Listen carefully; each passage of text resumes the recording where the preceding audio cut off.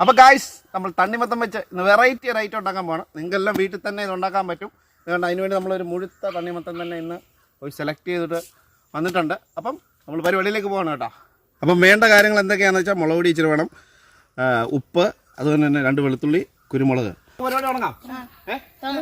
Okay. അപ്പം നമ്മൾ അടുപ്പ് കത്തിക്കാൻ പോകണേ. അടുപ്പെല്ലാം സെറ്റായി. നമ്മൾ അടുപ്പ് കത്തിക്കാൻ പോകണം. ഞാനേ ഒരു ഇല വെട്ടിയിട്ട് വരാം. അപ്പം നിങ്ങൾ നോക്കിക്കോണേ കേട്ടോ.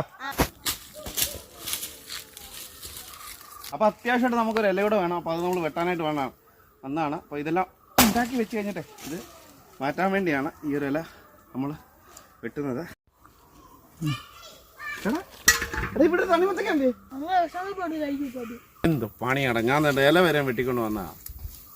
ഷോ, ഇനി പ്രേക്ഷകരോട് എന്തോ പറയും. അപ്പോൾ ഗായ്സ്